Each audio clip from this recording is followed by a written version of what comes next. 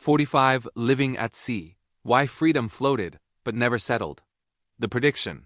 What we thought. At the far edge of late 1990s, futurism drifted a radical vision. People would build new societies on the ocean.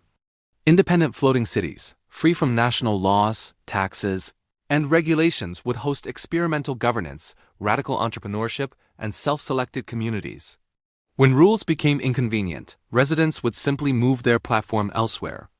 In this future, sovereignty would be modular. Citizenship would be optional. The sea would become the last unclaimed frontier for human organization. Standing in 1999, this idea felt audacious, libertarian, and strangely logical. If borders constrained innovation, why not leave them behind? Why this prediction made sense in 1999? The timing mattered. In the late 1990s, globalization weakened traditional borders. The internet enabled remote work and coordination.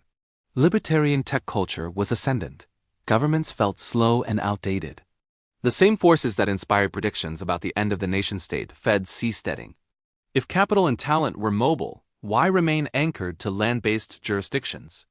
This belief fit perfectly with millennium-era optimism that technology would allow people to opt out of bureaucracy, geography, and inherited systems. For younger readers today, it's important to understand how powerful this mindset felt. The web had already dissolved distance. Floating cities seemed like the physical extension of digital freedom. Who said it, and where? The modern seasteading movement was most closely associated with Petra Friedman, who began promoting the idea in the late 1990s. Friedman argued that political innovation was constrained by geography. Seasteads modular, floating platforms in international waters, would allow societies to experiment the way startups experiment with software. The idea wasn't mass migration, it was proof of concept. If even a few communities succeeded, governance itself might become competitive. In 1999, this felt like a bold extrapolation of Silicon Valley logic into physical space. What actually happened 2000 to 2025? Ocean cities did not materialize as envisioned. Over the next 2 decades, small experimental platforms were proposed. Pilot projects struggled with cost and logistics. Legal ambiguities proved daunting. Environmental and safety concerns mounted. Living at sea turned out to be extraordinarily difficult. Saltwater corrodes. Storms don't negotiate. Supply chains are unforgiving. Insurance is skeptical. Governments remain interested, especially when people try to escape them. A few experiments emerged: floating structures, maritime communities, offshore research hubs, but none evolved into sovereign, self-sustaining cities. By 2025, seasteading existed more as ideology and experiment than as a viable alternative to land-based society. Verdict: status, fringe, experimental. Ocean cities did not become a meaningful mode of living.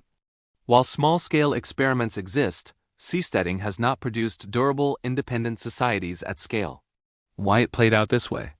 The core miscalculation was underestimating the value of land-based infrastructure. Cities are not just populations, they are logistics, healthcare, emergency services, culture, and redundancy.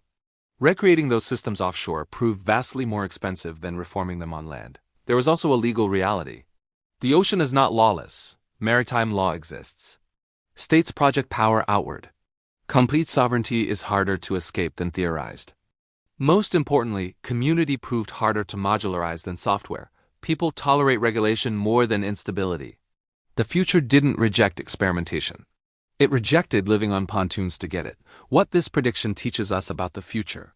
This case highlights a recurring futurist temptation, confusing exit with solution.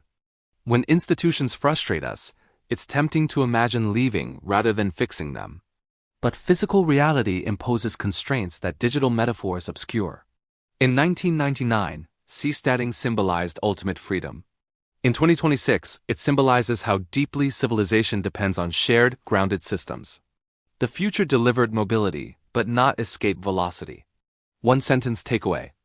We learned that it's easier to criticize society than to float a replacement for it.